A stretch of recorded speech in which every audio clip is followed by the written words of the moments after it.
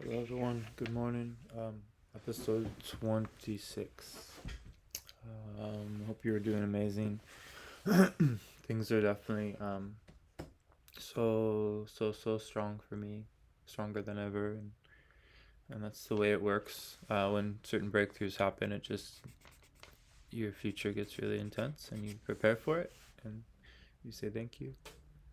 But just the breakthroughs are significant in my dreaming, in my family, um, and my family and their dreaming, right? So we're all dreamers. We don't really know that, but this is a dream. We're in a vision.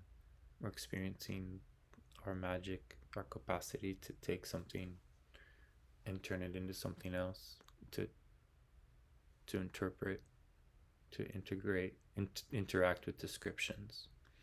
And so I've learned to create another description. I've learned to interact with other opportunities with my perception, so I know that the perception that most of us spend our life in isn't the only one. There's other sustainable ways of perceiving, and you can stay in states of altered perception for long durations of time once you get used to it. And then, for some of us, it comes a little more natural. Some people have to fight really hard for it and they get obsessed, and there's a lot of complication with that. And I think we're in a time where people like myself, and others will be a good representation of how you can just let it happen and not force it. Um, so like the colors that happened to Carlos in his dreaming and stuff, that's just coming to me naturally without me seeking it, like all these Russian dreamers are, and all these different people are pursuing these things, but they can happen in a real natural way, um, when you recapitulate, or if you find alternatives to the recapitulation like I have.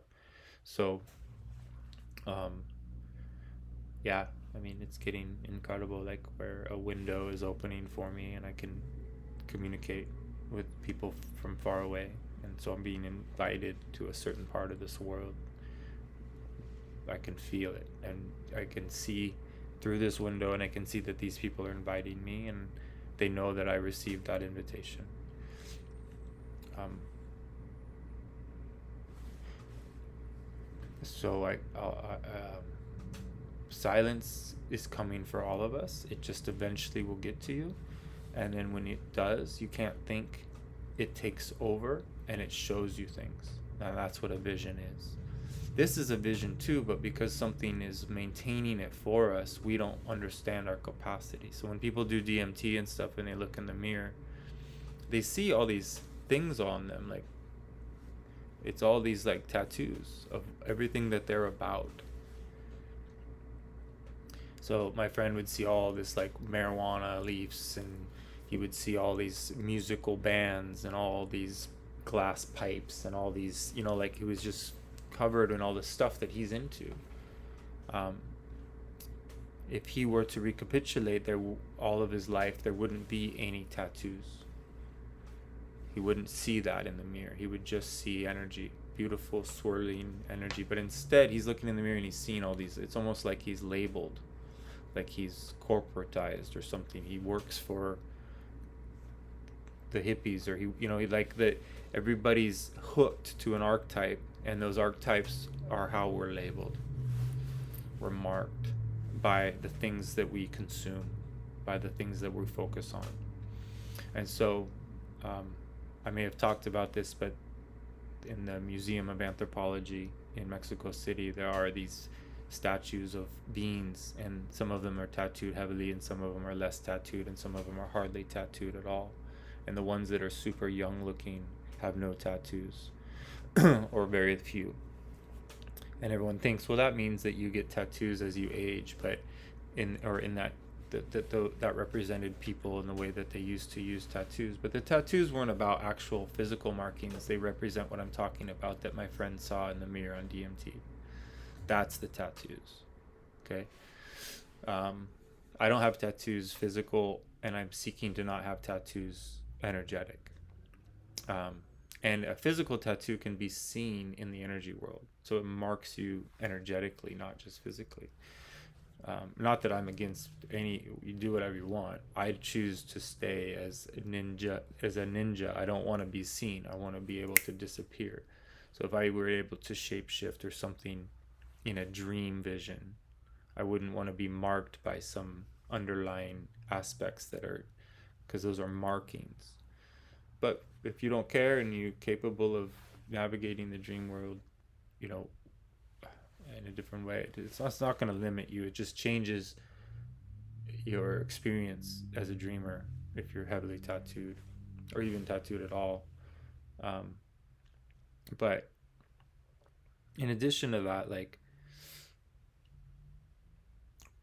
so these statues, though it appears that the person that has the least tattoos is the younger one, it's not that they're younger in age, they're younger in energy. So if you recapitulate your life, the one that has the least tattoos is the one that recapitulated their life, and then they became innocent, and simple, and not tainted. And so they look like youthful. They look like a child in the museum. But it's not. It's that they reclaimed their child, and that's what those statues are. Those statues, all of what's in the Museum of Anthropology, although all the scholars in the world talk about all the different meanings, Carlos Castaneda was so fortunate to be taken on a tour of that museum by Juan Matus, his teacher, and he told them the real energetic meanings behind all of that stuff, and it's not what we are taught in anthropology. We're not taught these things. So this is the difference, you guys. You have to become lucid in order to understand that our history has been manipulated, and that there's actual available truths available. We don't have to be without Gnosis, but being attached to Gnosis will not do either. Detachment, indifference, liberated perspectives, and not having a bias is the only way that you could successfully navigate dreaming, because dreaming is not about being right or wrong or good or bad. Dreaming is about being an observer of consciousness and unconsciousness, pain and joy, disconnection and connection. If you cannot see the spirit God's lesson through the unconsciousness, you're missing the most important part here. This is necessary, everything we're going through, everything we've gone through, right? It's all critical to our evolution. Otherwise it wouldn't be occurring, because that's all we are doing is learning. It's all knowledge. So to become a man of knowledge or a woman of knowledge is the only thing there is to do here. Not a shaman, not a sorcerer, and not a trophy wife, or a CEO. The thing to do here is to gain knowledge. And that knowledge isn't stuff you can read in a book. It's knowledge that it's in your being. It's the Akashic records. You can read Castaneda. That will move your perception and help you reach your summage point position. So any book that encourages that shift is real knowledge. Anything else is just filling your head with information. There are powerful books out there like the Bible that will move your perception, and then you can work with those concepts. What I appreciate about the Castaneda books is that there's no decoding. It's not anything that we could be misinterpreting unless the ego is involved. And I mean, the Bible truly is that too, in a sense, but it's just more intense, right? You're dealing with a whole different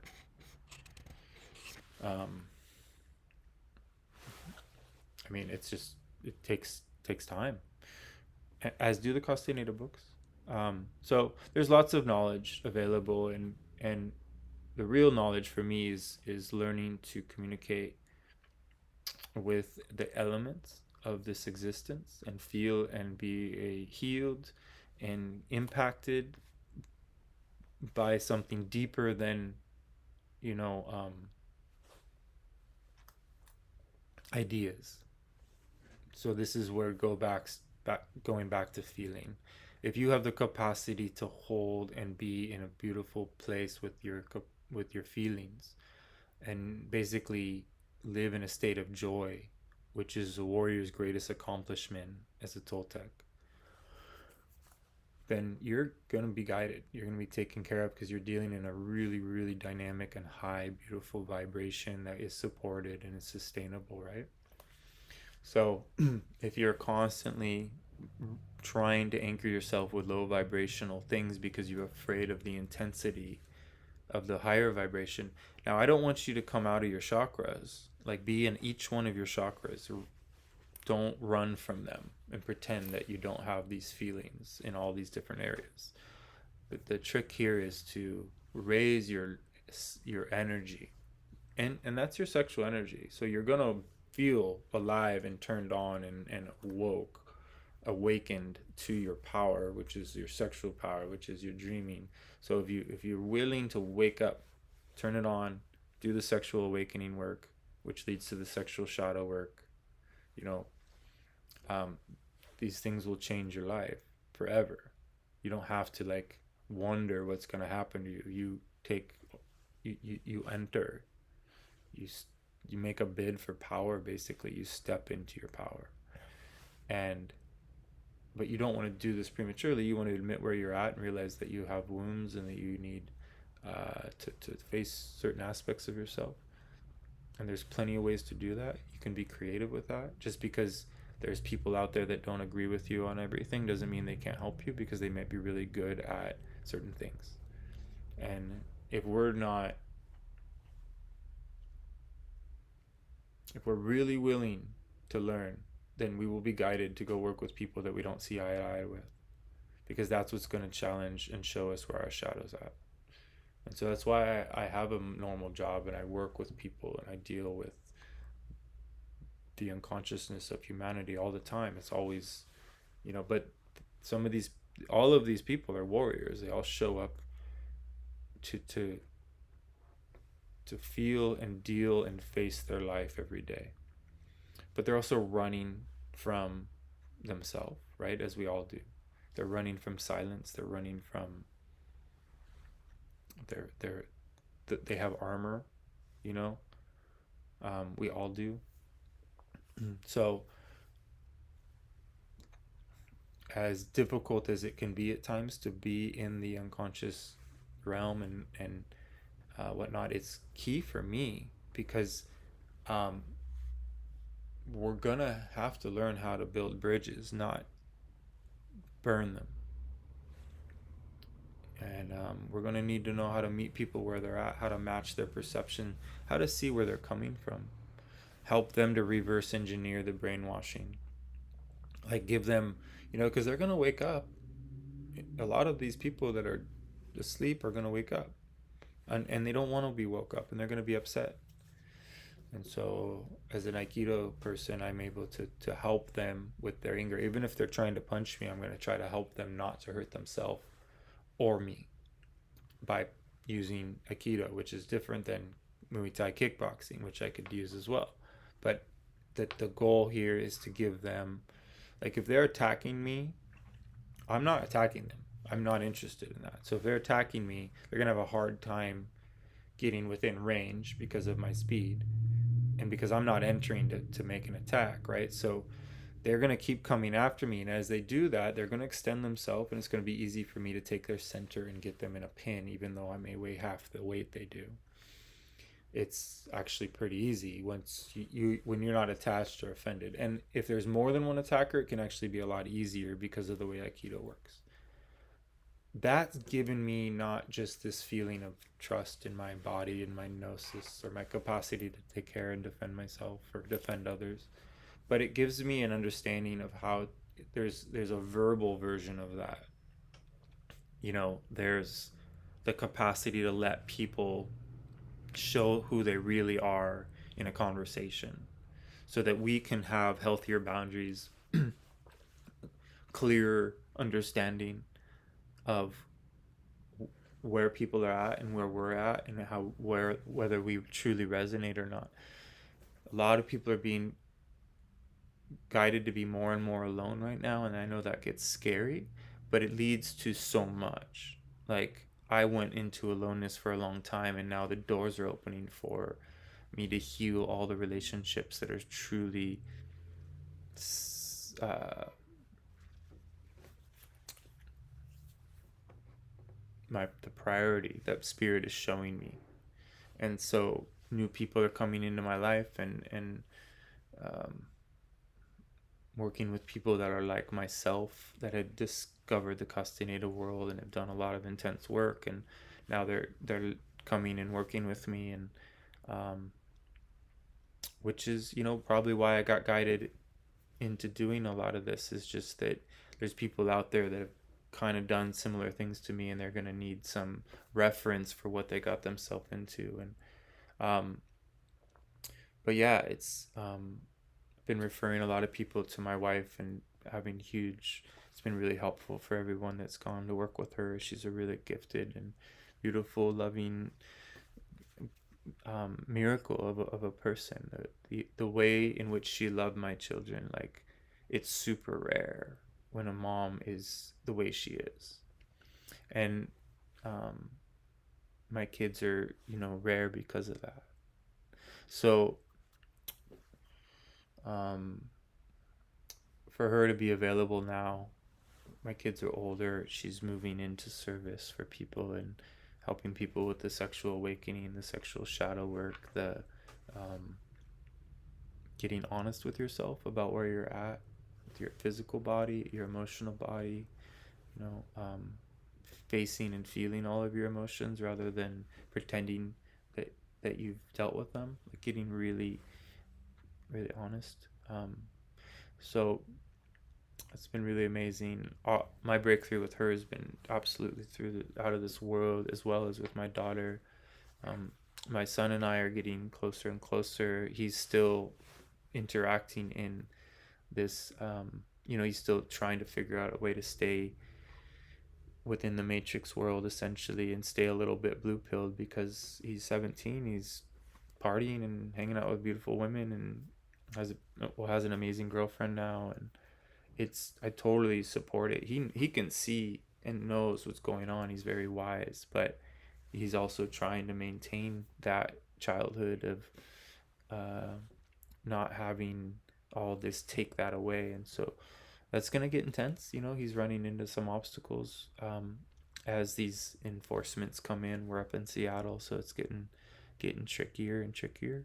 Um, but these are hard times for him to be wanting to have had a childhood, to have wanted to do the things that he had planned on, and to have it so derailed, so quickly by such an unconscious experience that became a lesson for all of us. So it's not unconscious from the design point of view. This is all consciousness experiencing unconsciousness. It's consciousness showing us unconsciousness. So it's perfect for him. He has all the capacity. Like, he was given the gifts as a kid, these moments of perception, these timeless intensities that changed his capacity energetically forever. So he has the resources within him to get through all of this very successfully, as does my daughter, because spirit guided that to happen.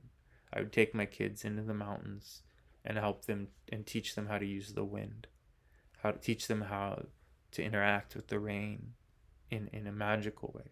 I teach them and tell them stories. I'm a storyteller, and I would guide their perception into unique places so they could experience true magic. We would find rare places in the wilderness that had been like flooded, or different things that happen where we would create an emergency, a situation, a storyline, and we would enter it like we have to go save the frogs on the other part of the island, that this, and they would fully commit and fully were in another reality running alongside of me. And the rain and the wind and the snow and the elements always playing this role, and the story that comes, it's alive when you let it. And then when you're a child and somebody's guiding you through that, it truly, truly gives you the capacity to move your perception. It happened. I was young when I started doing this with others. I was like 6, and my friends were over, or maybe 8 or something. And there was a TV show back then called The V, and it was about aliens.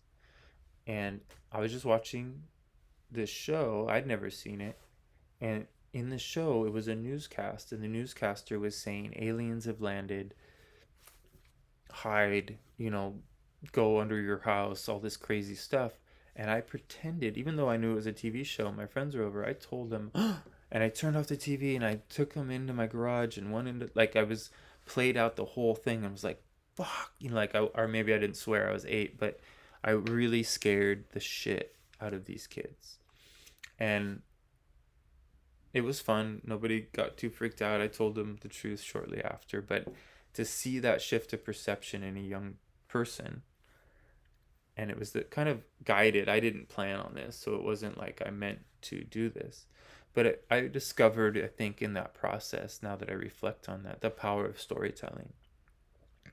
And so in not in a scary way, but in a magical way, I ended up applying storytelling very much to my children's life. So I told them stories every night. They went to sleep being guided into these stories. And I never plan on my stories. I don't have a story ahead of time that I tell. I just listen and channel a story every time. So if I'm doing a guided meditation, I've never done it before. I never repeat things. That's what's unique about me. I don't think about what I'm gonna say, ever. I don't start these videos with any intention to say anything at all. And so I'm allowing what time it is to be expressed, basically, like to be of the now. Stories are magical. In the Castaneda books, if you read them, you learn about the power of a story. Don Juan said that after his ego deaths, he just became a collection of stories.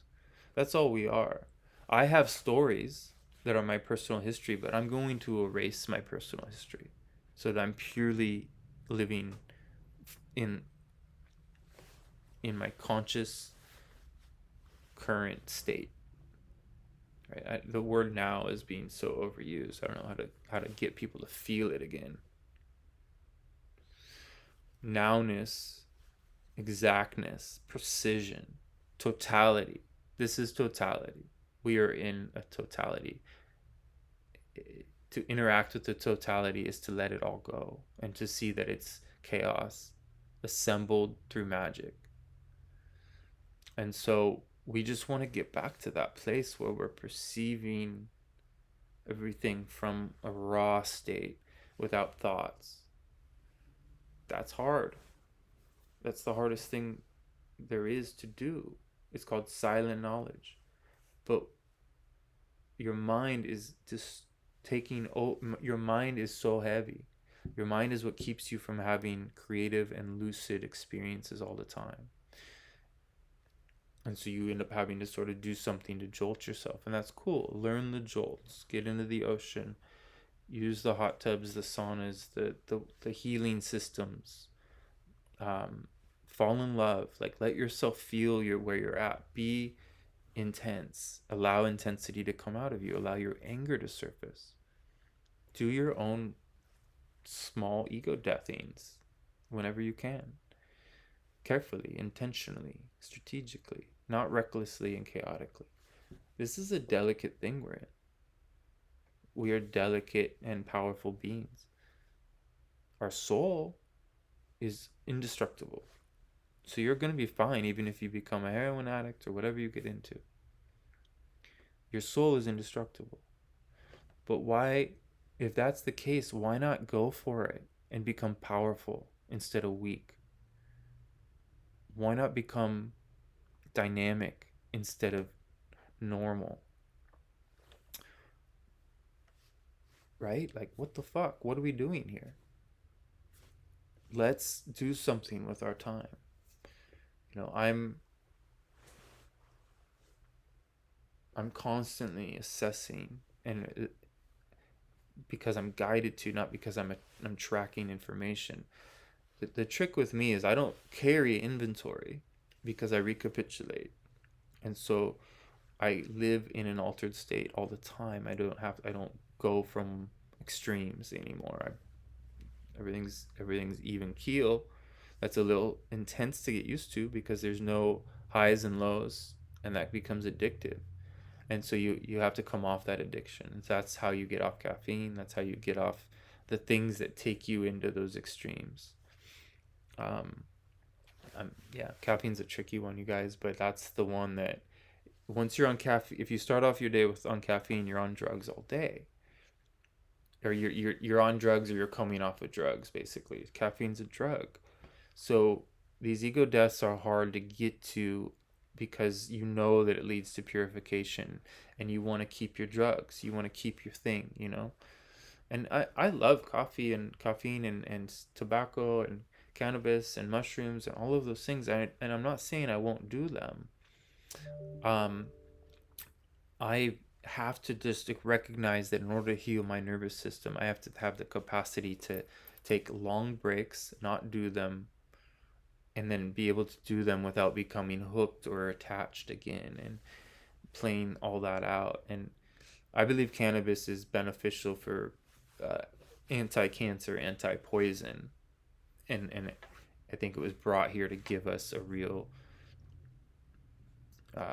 multifaceted benefits. And as we Rick Simpson's Phoenix Tears and all that information comes out about the cancer healing properties of cannabis, then people will have a different view and relationship with it. My relationship with it is incredible. I can use it insane, incredible amounts of cannabis, and I get higher than I do on psychedelics, on mushrooms.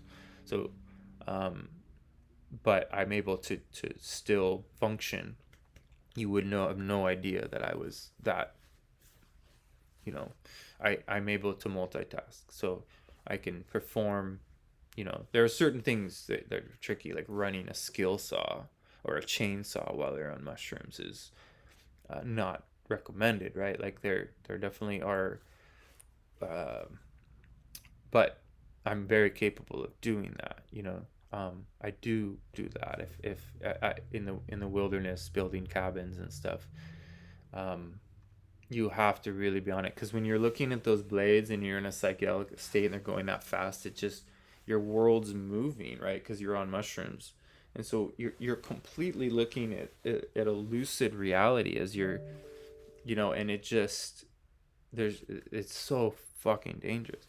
But when you can balance that and know that it's the same thing. Like I'll be on a ferry at night and I'll jump over the edge and walk the railing, and if I fall, I'm dead. Nobody's gonna hear that.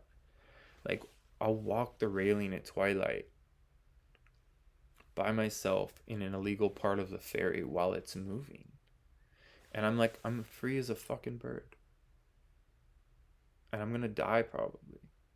But then my will steps in, and I'm good. I don't let myself die. I don't let that skill saw, even though I'm on mushrooms, I don't let that reality come undone, and I cut myself and end up, like. So there is benefits to really honing dreaming attention and all the stuff that you can pull off, because you do want to be able to drive a vehicle and handle yourself under altered states. And the Sangomos practice this. They do alcohol and cannabis for days and days and days and just keep imbibing and so that they can stay in this unique perception. And no matter how much they consume, it doesn't push them over the edge because they're in their trance. They're trance dancing. That's basically what I'm doing. If I'm using something, I apply it to a trance state, and then I use it for whatever I'm doing, whether it's driving a vehicle or running a chainsaw or just letting it all go and doing dreaming. Um, so it's a strange example, but my point is that we're very capable of being incredibly cognizant of what's going on around us while other worlds are overlapping, while other realities are being presented, or what interdimensional experiences, right? So I don't recommend using psychedelics to when you don't have to. There are powerful movements. There are powerful ways to alter your state of perception easily, quickly. You can go in a dark room with a candle and speak the word intent quick over and over, and you will reach an altered state quickly. And so people say, "Oh, how am I supposed to meditate or get silence?" Like, that's easy. The question is, do you really want to? Are you really ready for that? What's keeping you from that? Are you noticing what keeps you from choosing silence over talking to yourself or watching your phone or distracting yourself? So you want to eventually get inspired to go into a dark closet and recapitulate, or to go into a dark closet and just look. First, there's a purple color that shows up if you're not talking to yourself, and it's off in the corner of your eye. And if you can watch it and not talk to yourself, it'll grow and it'll start to show and turn into something like a scene right there in the darkness. Now, at first, just to see a purple patch would be a breakthrough for most of you. So consider doing that. A blindfold works as well. If you can't get everything dark, a blindfold with your eyes open underneath. I go into the wilderness at night and run in the dark, and I switch over into a unique state of perception. It's not like a fast sprint. I'm not trying to exercise. Exercise isn't necessary when you can move your kundalini energy. When you're liberated to recapitulate clear, like you could just be a monk in a cave. I still exercise and do martial arts and do all the basic stuff all the time because I have a lot of energy, but mostly I'm just trying to practice Aikido and find my center, and I shadow box basically with, in martial arts people would be called up and you would act out a fight situation as if you're fighting someone with when no one's there. Does that make sense? So like you have to go up there and pretend you're basically executing a martial art move with no one there, and it has to feel as if that's really happening. And nobody could do that but me, because that's how I practice all the time. I act as if I am being attacked when I'm just doing shadow boxing, or not shadow boxing, but whatever you want to call this. We call it Aikido Mai.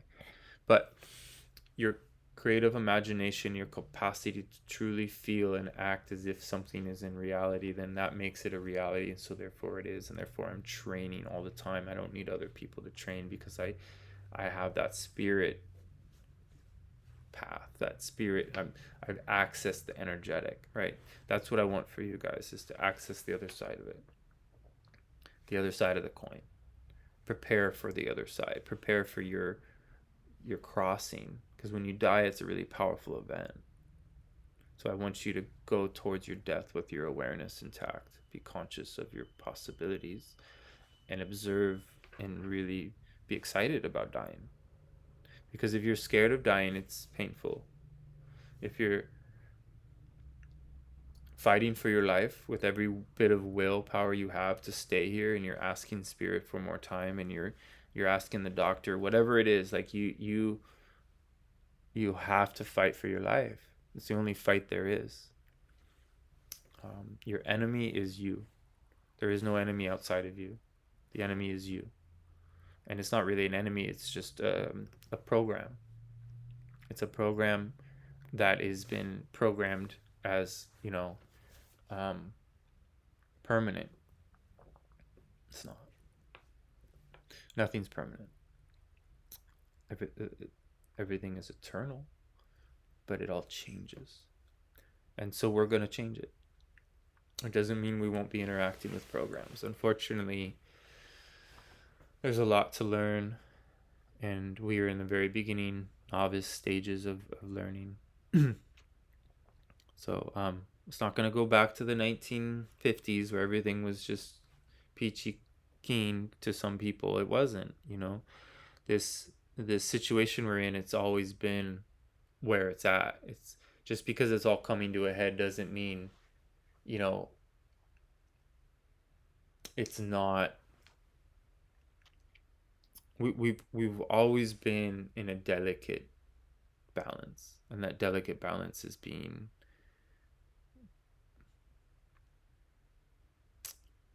shaken significantly. And so the warlords and stuff, they're being exposed and they don't know what to do.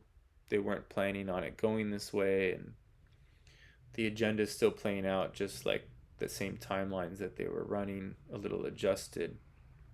But um, yeah, we're gonna get to experience and see a truly unique process uh, as the foundation gets rattled.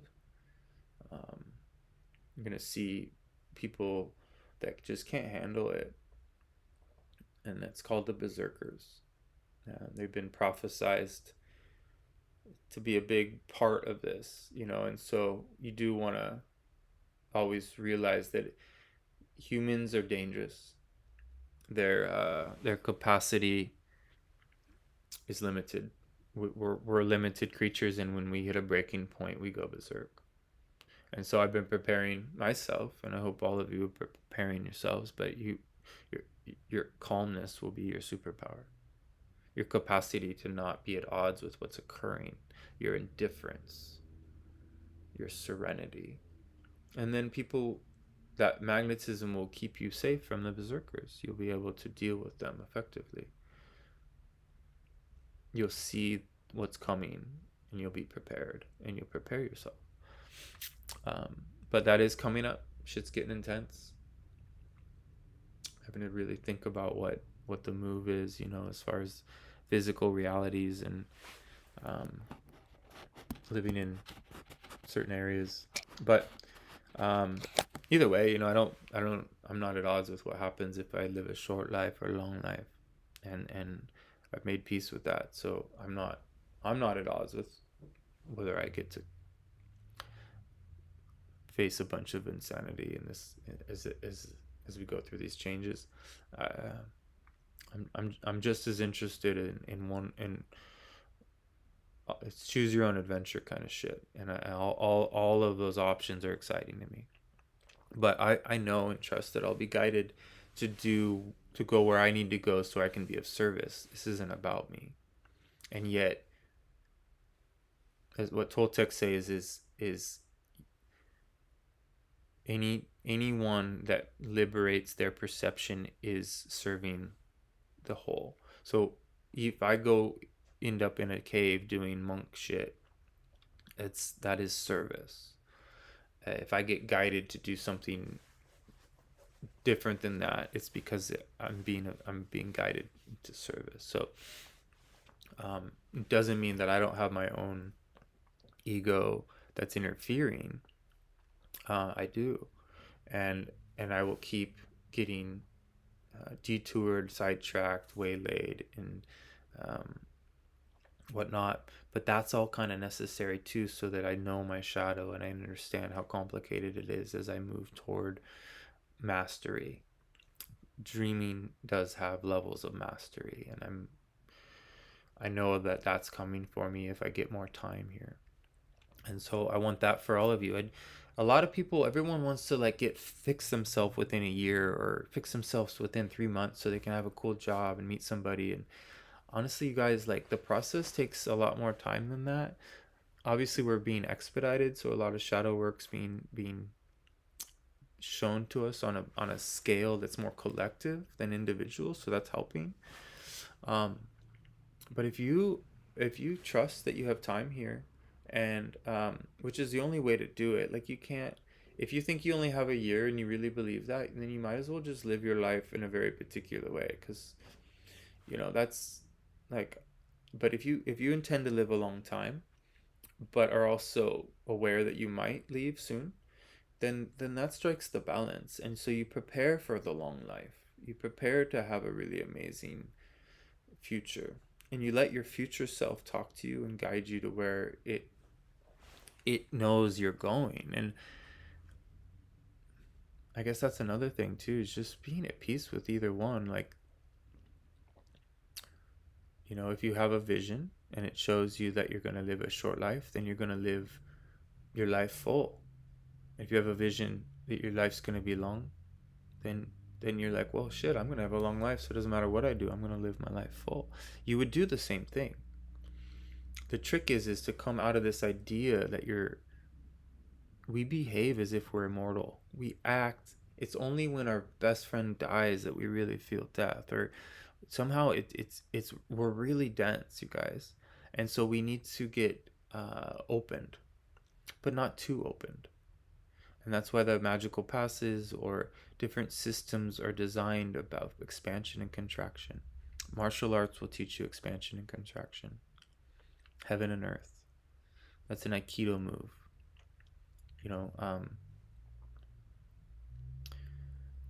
So learning to access the earth energy and the celestial energy simultaneously and bring it to your center. So when you're drawing up energy from the earth, while you're drawing energy down from the sun, and get them to meet at the very center of your being. And what shamans do is they actually shake their hands. Once they've done that, this crazy energy starts to build, and it's getting your gap right here. This center is where our life force exits our body. It's where death enters, and that's how we die. And that's how, on an energetic level, that's how shamans perceive death. They see an actual dagger, which is death itself, enter you, and you become nothing. It separates you for an eternity, never to be brought back together again. This is it, you guys. There's no other time that you get to be this what you are now. So rally your resources and intend a really dope and long life. Don't let the distractions tell you that we only have so much time here, or that you have to be extreme in order to be okay. Listen, follow your guidance. Work on getting that guidance. Work with somebody that can help you to clean your link with intent. Then you won't need people.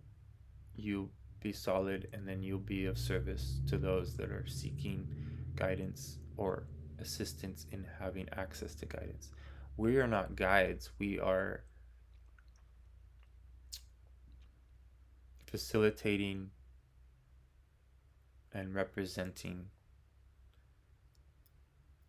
what it's like to have direct knowing, direct guidance, to be of service.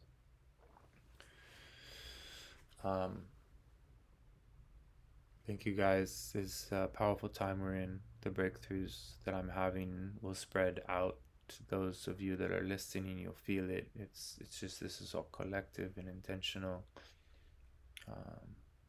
Magic is a real thing, but there are very pragmatic and practical aspects to it. And so the more you listen to sober perspectives around intensity, around practicalities, and in the world of truth or shamanism, or just perspective, like silent knowledge is a real thing. And if you find that you feel the need to talk to others and to yourself a lot, then it's time to go. Instead of being extroverted, it's time to be introverted. Go inward and start spending more and more time feeling your feelings. But balance that out by having a purpose and disciplines and things that keep you in check, so you don't just get all tripped out on yourself, right? So if you take yourself super seriously, then you're gonna cause stress, confusion. So in order to heal your body, um, stress is some way, somehow, is has to be looked at and slowly transition away from the way that the way in which you carry or uphold an inventory, the way in which you do things for others. All of that is stressful and not natural to your nervous system. um, so that doesn't mean you don't want to go challenge yourself if you're capable of working and applying yourself. It's all about individuals and where they're at. So there's no golden rule around how one heals their nervous system. The people that need to do certain things usually avoid the things they need to do, and so it's usually opposite of what you're doing. But that's why I always advocate for balance, so that you're learning about both sides of it. um, that's it for today. I hope everyone has a really good day, and talk soon. Okay, be well.